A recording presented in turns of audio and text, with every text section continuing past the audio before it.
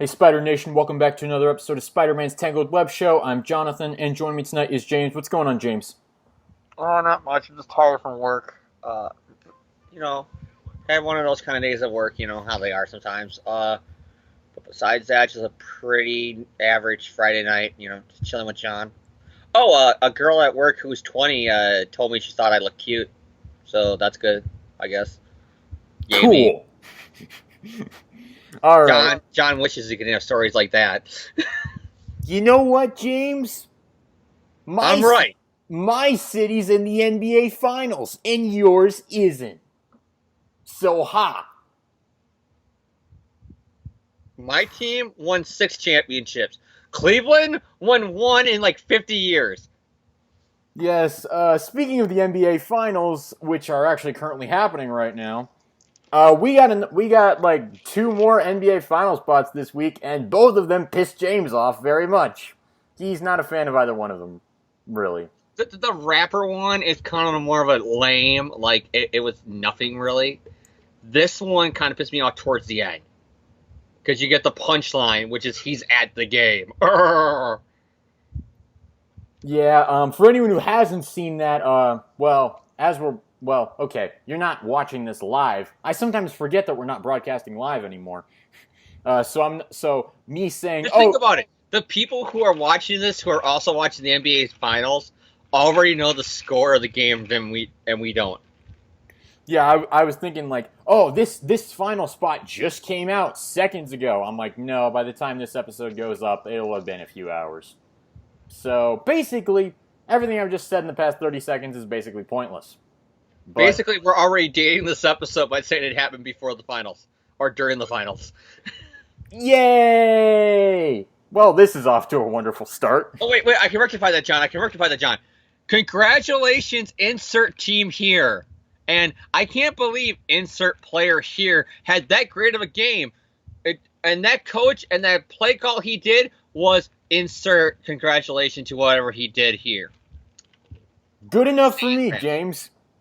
Good enough for me, James. You know what? Congratulations to whoever won the NBA Finals tonight. Probably it's going to be Golden State because they're up 3-0.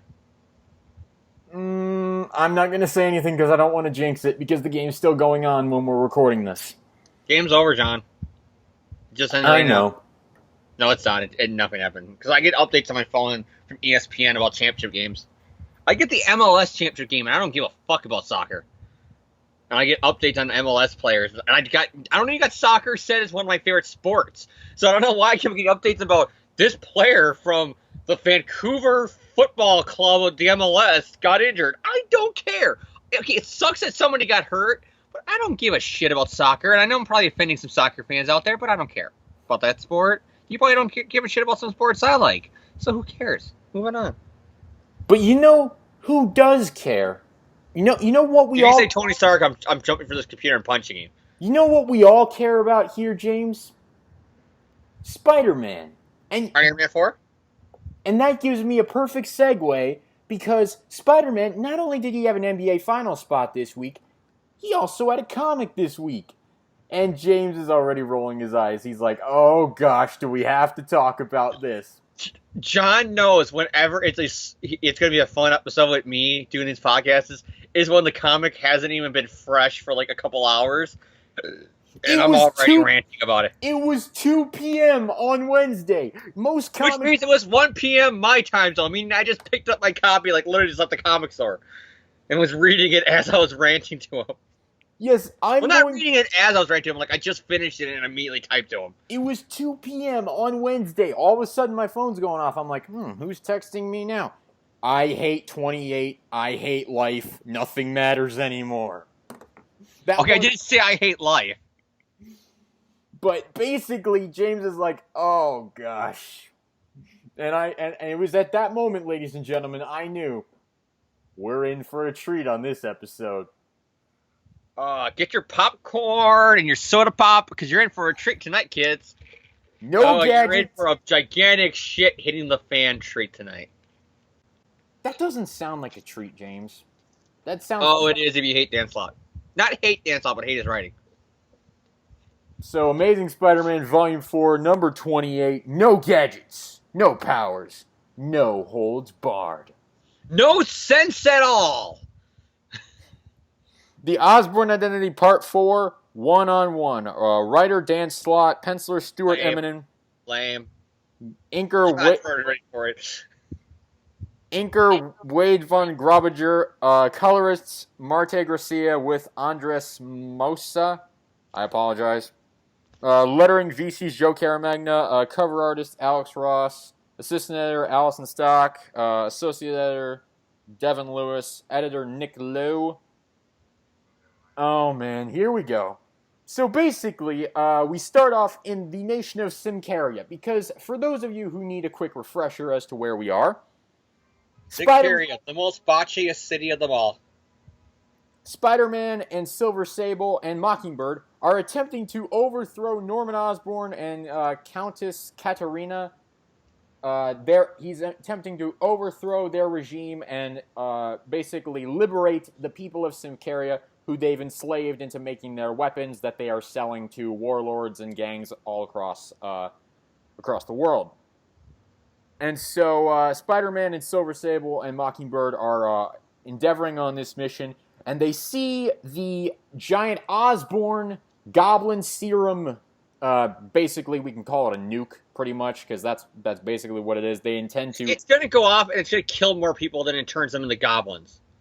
It's like they're planning to send off this missile full of goblin serums so that they can create an army of super goblins, pretty much. Yeah, because again, that's what a sane person does. So Spider-Man's like, oh my gosh, we have to stop this. We have to stop it. Bobby, you're a scientist, and you know stuff. Could you take that down? She's like, yeah, pretty much. All right. Peter, you're a scientist who knows stuff. Could you take it down? No, sorry. I gotta go fight Osborn. I gotta look stupid in my own fucking book so everybody else can save my ass. So, Mockingbird goes off to try to stop the Goblin missile. Sable sends her men in to go and assist Mockingbird. Meanwhile, Spider-Man and Silver Sable go off to confront Countess Katarina and Norman Osborn himself. Meanwhile, Mockingbird calls Nick Fury on her comlink, and she's like, hey, Nick Fury, hey, listen, I know I just told you basically that I hate you and that everything you do is stupid last issue. I know I basically told you to go to hell and stay there, but could you maybe help me prevent an entire sovereign nation from getting turned into goblins? And Nick Fury's like, okay. Like that's basically it. He picks up the communication and immediately is very hostile towards Mockingbird, as you are when someone basically goes against your orders and resigns. And then she's like, oh yeah, they're about to launch a missile at people, and he's like, yeah, we'll help because I do actually have morals. So Nick Fury proved that he does actually have a heart. So Spider-Man and Sable they storm the castle. And Sable challenges Katarina to basically a one-on-one duel, hence the title. But Spider-Man also challenges Norman to a one-on-one duel. And Norman, he finds Norman and basically sees his new rip-off 1989 Tim Burton Batman movie Joker face. And Spider-Man's like, dang, that's some pretty ugly stuff, Norman. And let me remind you that you've worn some bad costumes over the years, Norman. I gotta tell you, that's not good. So Norman's basically saying, you see this right here, what I'm holding in my hand? I release this trigger and the missile detonates. The yield won't be as great, but I'm betting you think you can save everyone. And Spider-Man's like, okay, Normie, let's stop. We don't have to do this way. We can talk this out. We're both adults. And Norman's like, yeah, screw that. James, why are you holding a fist up to the camera? Because this comic sucks. So Spider-Man's like, okay, Norman, we're all adults here. And Norman's like, screw that. And so he unleashes a purple mist on Spider-Man, and he's like, okay, I've seen this before.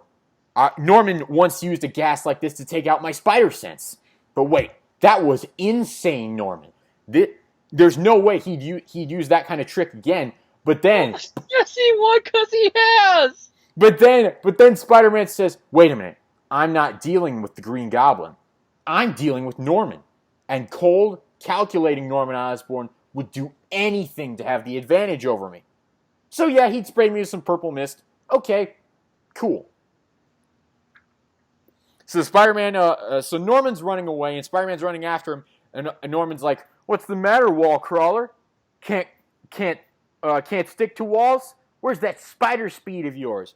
And Spider-Man turns out he can't cling to the walls anymore, and it's like, "Oh hey, remember that potion or that gas that the Green Goblin used on Spider-Man to take away his sticking powers?" Back in Amazing Spider-Man number 98, which was the Harry trips out on LSD arc. Remember that? Yeah, first of all, neither do most people, because that was really not the part of that arc that they remembered. But yeah, Dan Slott is really going back into the back issue bin to pull that reference out. Not necessarily saying I'm not really saying that's a bad thing. You know what? Cool. You know what? An obscure reference. Or a semi-obscure reference. That arc is actually pretty famous, but... not many people think about that often. So Spider-Man discovers that his spider powers have been taken away, and he's like, okay, cool. I've still got my enhanced web shooters. And Norman's like, haha, EMP, and that takes out Spider-Man's suit and his web shooters. It also messes with his lenses, because those are obviously powered by his suit. So he literally has to rip the lenses out of his mask, and Norman basically starts taunting him, and he's like, haha, see, you know what? I was just over here on this side of the world. I wasn't bothering you, but you had to come over here and get all up in my business. So you know what? Yeah, you've got all this coming. But here's a question, Peter. What have I ever done to Peter? Oh yeah, sorry. That is a worthy correction, James. Thank you very much. Because he doesn't know that Peter Parker is Spider-Man. Which he should find out. But he's basically like, what have I ever done to you, Spider-Man? And Peter flashes back to 121 with Gwen on the bridge. And so what is his reaction to this? He lunges at Norman, pushes both himself and Norman out a window, and they fall onto a snowbank below, and we will get to that later, because there is some ambiguity as to what Spider-Man was actually trying to do there. I don't think there is ambiguity. He outright says what he was going to do there. Basically, Mockingbird manages to disable the explosive device inside the missile, basically saving the people of Symkaria. Silver Sable is still fighting Katarina. And basically, Norman and Spider-Man, they fall into the snowbank, and Norman says, You knew, didn't you, that there were snowbanks below, that they'd cushion our fall. And Spider-Man says, sure, you tell yourself that. That's the part that's got people like, did he or did he not? Did Spider-Man just try to kill Norman? We'll get to that. So basically, Norman's like, you know what? I'm going to beat the crap out of you because you're a dumb kid, and I've never had respect for you, and I will always be able to beat you. And Norman's like, just look at how well I've done with the fact that I've turned Symkaria into an army of goblins. And then he realizes the city botches a lot. And he realizes, wait a minute. Why isn't everyone turned into goblins? And Peter's like, because while I was distracting you, my team managed to take down your missile. Your plan failed, Normie. And also, Spider-Man then picks up a rock, bashes Norman in the face with it, and basically... I want to remind you that Norman does not have the Goblin Serum no more, which means he doesn't have super strength, and Peter's bashed him on the head with a rock. Oh, he's hitting him in more places than just the head, James. Exactly. So that leads me to believe that the whole, ambiguity wasn't really ambiguity. Yeah, he's like, biology. got every spot on the human body down, all those vital organs. I'm like, okay, Peter, okay, you're not exact. I'm like, yeah, Norman may be sane, quote unquote, but you sure don't sound like you are in this scene. Oh no, this is sanity for Dan Slott. So Peter and Norman basically beat each other to a pulp, pretty much. And Spider-Man's like, give up, Norman. I always win, you know it. And so what does Norman do? He retreats, and Spider-Man's like, huh, that's right. You better run, because Yeah, look at the coward running away when I tried to kill him multiple times. And then Spider-Man passes out into the snowbank. Mockingbird, Sable, and Fury, they all find him. Spider-Man's like, so, Fury, I guess this proves I was right. And Nick Fury's like, please. No, it doesn't! Because Norman would have never done that if you never showed up. Fury's like, please. You started an international incident. Screw you. So What's funny though is that they blame Peter Parker. Did Peter ever say that he was setting the Spider-Man out to do this shit? Peter is the one who authorized it, so yeah, pretty much. Yeah, but all Peter has to say is, I didn't authorize it. Spider-Man went on his own. I don't know who authorized it for Spider-Man, but it wasn't me. No, they showed in a previous issue. I don't remember if it was 26 or 27. Peter did actually sign off on. They said it was actually Peter signing off on the whole thing. So Peter is implicated. But I see him do it though. Yeah, Harry did. I remember the scene vividly. Harry wasn't there though, so still Spider-Man can still say Peter didn't sign it.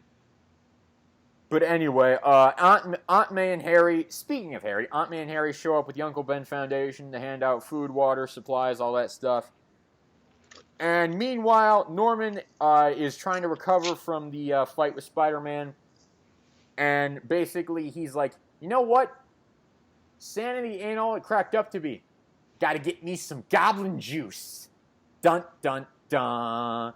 If he's already thinking that way, he was never sane. Why isn't anybody commenting on this in the book? Like, I think I said this to John. What am I nuts for realizing that Norman's still nuts? Because everybody else acts like he's not nuts. So, James, what did you think of this issue? Shit. It is shit. It is shit. It is shit. I just can't stand how much shit this comic is. Wow, James. Norman's insane, yet I feel like I'm insane for realizing he's insane, yet everybody in the book is saying he's sane.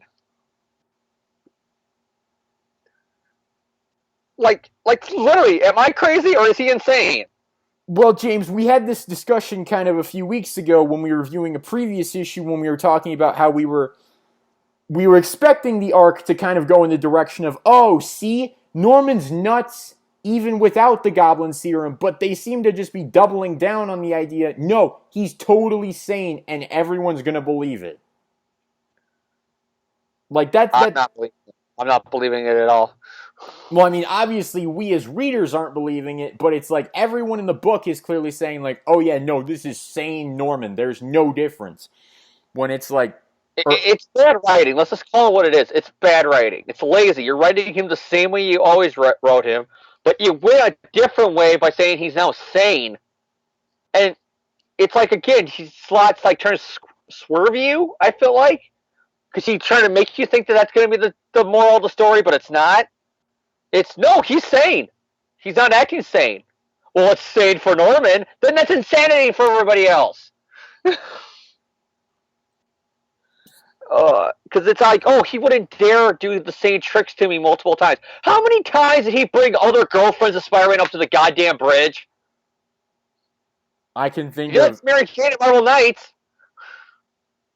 It's like, he's reused plenty of tricks before. You're telling me that, a sane Norman Osborn would have never threw pumpkin bombs after the first time?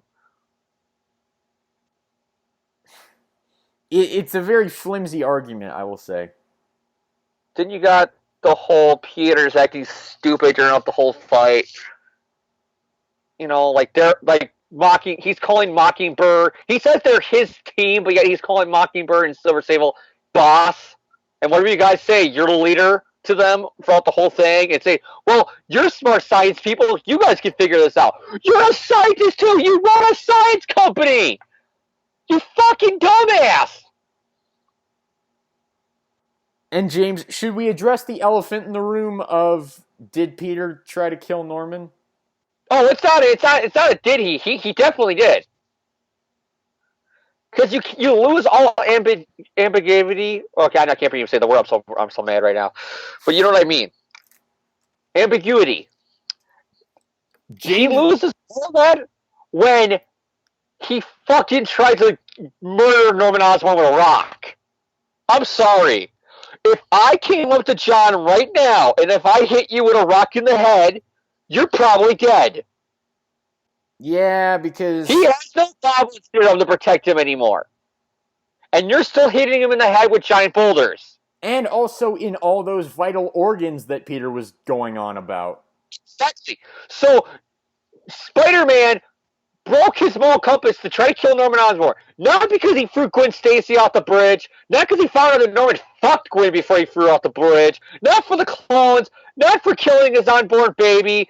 Not for every other goddamn fucking thing Norman Osborn. Because Norman was hiding out in a country.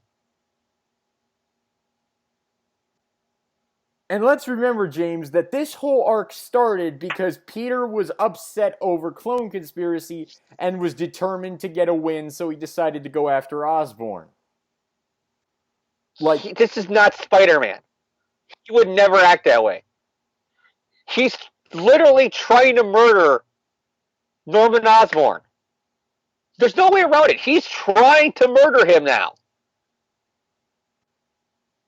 He doesn't succeed, but attempted murder. And of course, it's like we see these two guys beat each other. He literally, if he got arrested for this, I wouldn't even give him self-defense. Because you have superpowers, Norman doesn't anymore.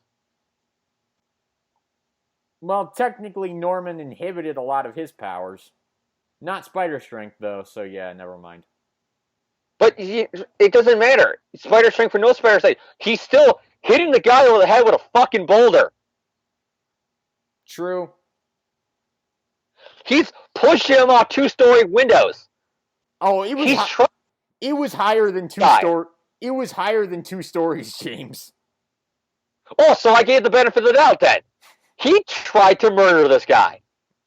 And granted, it's not like Norman doesn't have it coming, but it's complete 180 from the story where he just needed a win. And also, this is by the same... This is also by the same writer who gave us the whole Spider-Man with the mantra of no one dies, and now it's like, oh yeah, he just tried to kill Norman. Like, it seems like it was a bit of a strange turn. This is the guy whose biggest freakouts about Spock in his body was killing Massacre. And Smythe. Yeah, he had less of a problem of of Otto jerking off in his body the thoughts of Mary Jane. He had less concerns about that than he did about Spider-Man killing somebody with Otto in his body. But yet he goes and tries to do this. Is there anything about this issue that you like, James? Anything? Nothing, because I can't even say nothing good. Because the cons outweigh the good so much that it's literally punching the good things in the dick until it taps out. It's just continually stomping on the dick saying, give up, give up, give up, give up. I give. Thank God I had some good DC books to read this week. Or if not, I was fucked as a comic fan. Batman, the new issue, he proposes to Catwoman. Awesome comic. All right. Well, I didn't hate this issue as much as James did, I'll admit. I actually kind of liked it, but I feel I can already feel James is like, I'm gonna fly from Wisconsin to Ohio just to beat the shit out of Jonathan right now. That's what James is thinking. No, I'm not gonna do that, because if I did that, that'd be attempted murder, and I'm not fucking Spider-Man. But I feel like James wants to hurt me right now. But like, look, why would I hurt you? I'm not insane, unlike Spider-Man. I didn't hate this issue. I thought the artwork was nice. I thought that the overall, aside from Peter trying to kill Norman, I did think that there was some good banter between them. I thought that it had a nice exchange of words. I did like the callback to ASM 98 with the gas that removes Peter's wall crawling powers. I like that. I like Peter being forced to remove his lenses from his costume. I like that. I'm just looking for the little details because honestly, the general story didn't hold up as well, but there was some cool details in here. Yeah, I mean, look, I'll give it a thumb sideways. It's a good, I think it's a good issue. Just if you're like binge reading the series on like Marvel Unlimited or something 6 months from now, you'll probably get entertainment out of this story. But if you're actually, I don't think that's possible because then you're just reading it in one big gulp. That's a lot of bullshit. You'd rather have it spaced out over 4 months, James. You need it in small. Oh yeah, because I get some break to read some good shit I actually like. I give it a thumb sideways. It's not terrible. It's not great. But James, I guess I can lead into this question now of this whole Osborn Identity story arc. All 4 issues of it. Good, neutral, bad. Does it cause as much rage in you as this one particular issue did? Does the whole 4 issues cause as much rage? If I had to give this a letter grade, you know what I would give it, John? An F for filler. This was all filler. Norman Osborn and Spider-Man Fight to the Death is all filler in a Spider-Man book. And I was actually thinking about this tonight before we started this podcast. I was thinking about it as I was getting ready. Do you think that we should now stop calling Norman Spider-Man's archenemy? Because it's very clear that Doc Ock is the main villain of Spider-Man now? No, because if you do that, Dan Slott wins. Because, I mean, it's very clear that the arc that is going to be given greater importance here is this arc that they're building up to, which is the Secret Empire. That Dan Slott immediately went out of his way to tell you during the fucking Green Goblin story, like, don't worry, this is the real fall of Parker Industries right here. Not the book that we're promoting as the beginning of the end of Parker Industries. No, fuck Norman. I grew up a fan of Doc Ock, so I say he's the biggest Spider-Man villain of all time. And, of course, this Secret Empire tie-in arc does debut actually at the end of this month, June 28th. So, the week before Spider-Man Homecoming, we'll have a review of this arc, ladies and gentlemen. Of this issue, anyways. But, so, you weren't a fan of this 4-issue story arc, Osborn Identity, James?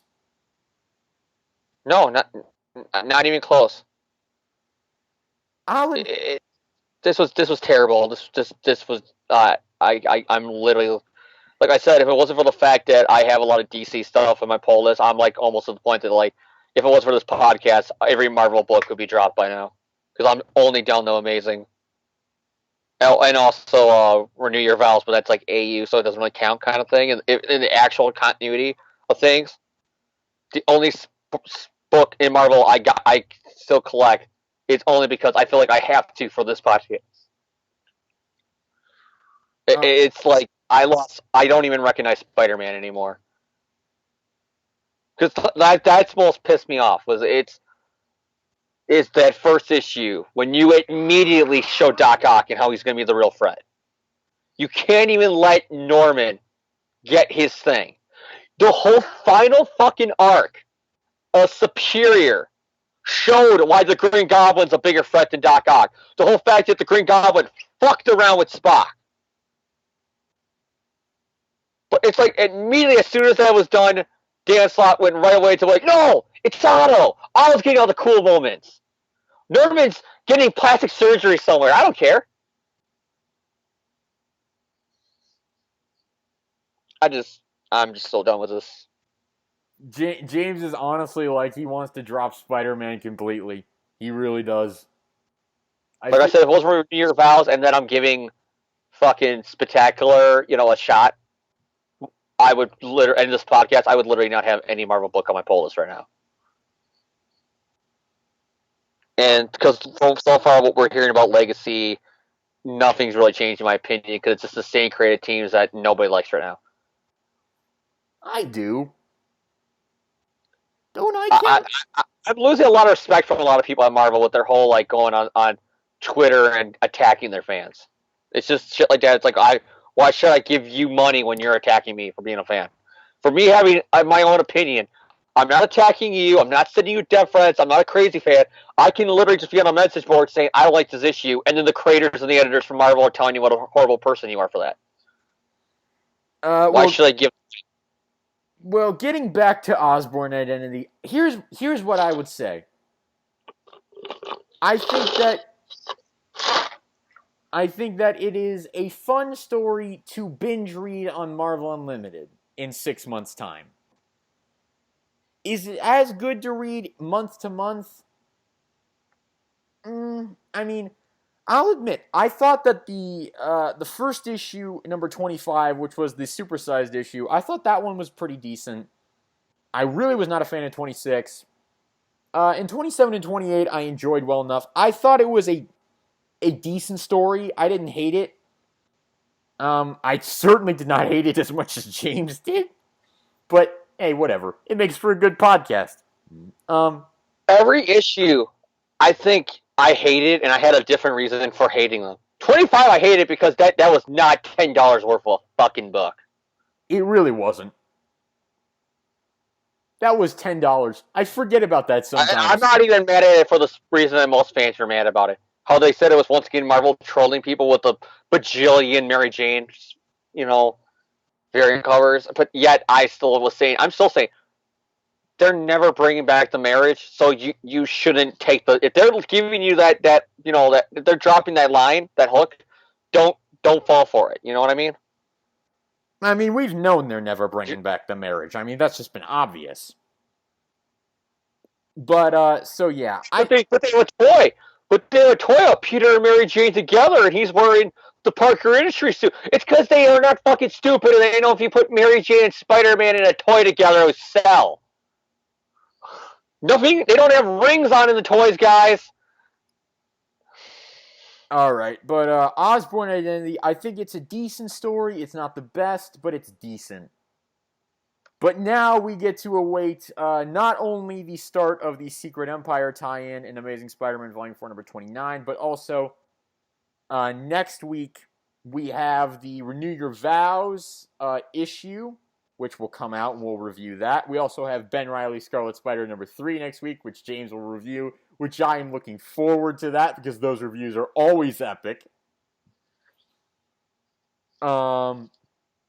Let's see.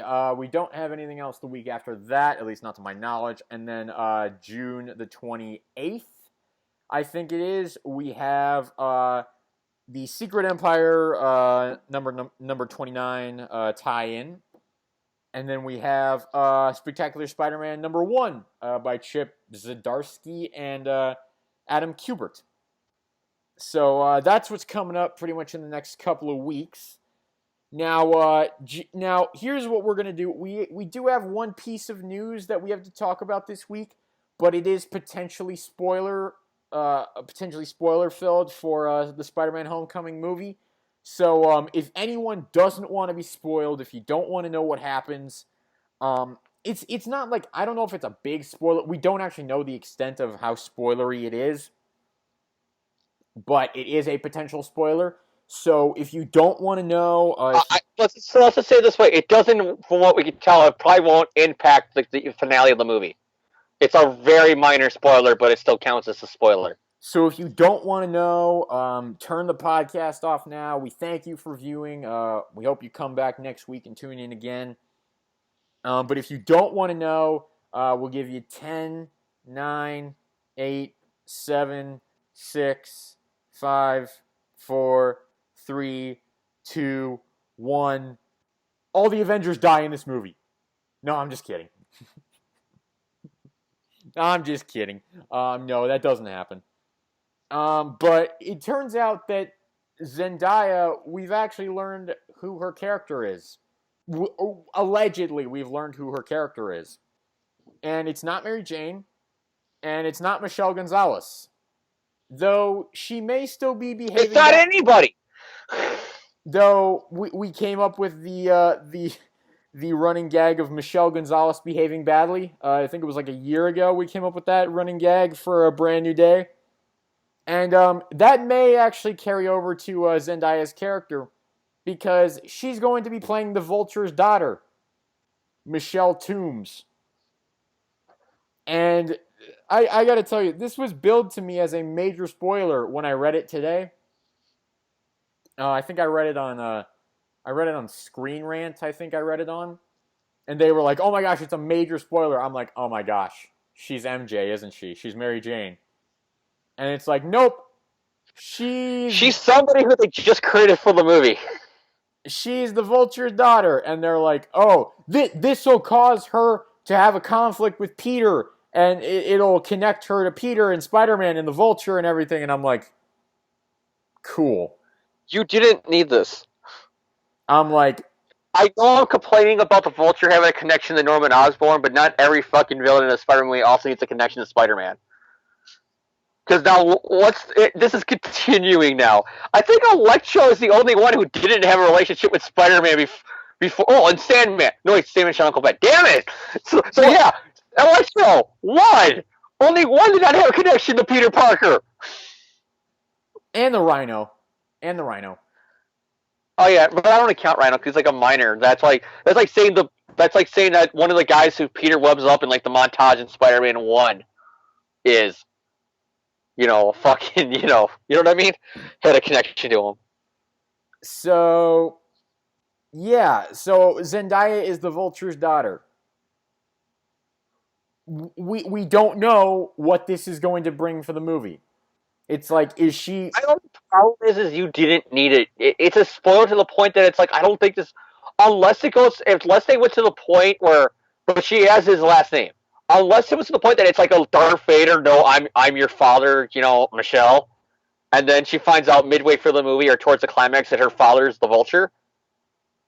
Then I can see, yeah, it's a spoiler for the plot of the movie, and you don't want to give that away. But she has the last name. Why didn't she just come out from day one and say she's this character? Instead, you had so many people jump into it. Michelle Gonzalez, Mary Jane, and the racial fights that happened for nothing. Yeah, so it's like, we're wondering, like, is there going to be like a major turning point where it's like... I still think MJ is going to be in the movie. I still say that the homecoming dance, Zendaya's character is probably not going to be there because her father's probably going to be either dead or in jail. I could see Peter like being either A, him being turned down by Sally, or B, he turns it down because he feels guilty, and then he's going to be at home, and then Aunt May is going to say, I set you up with a date with the girl next door. Peter starts freaking out, oh god, Aunt May's trying to set me up with somebody. He opens the door, fakes a tiger, hits the jackpot. I still think that's going to be the last scene of the movie. Is Peter's going to open the door and there's MJ. Oh, James, you wishful thinking optimist, you. Which probably got like a 0.bajillion% chance of happening, but still, like, if I was writing the movie, that's how I would end it. And if it's called Spider-Man Homecoming, it sets it out early. Peter doesn't have a date, Aunt May sets him up with Mary Jane. Alright, I mean, do we have any other thoughts? I mean, like, is there anything else to say about this? It's like, we'll know more. Just what the looks like, because I'm not trying to get race here, but Michael Keaton looks nothing like, Zendaya.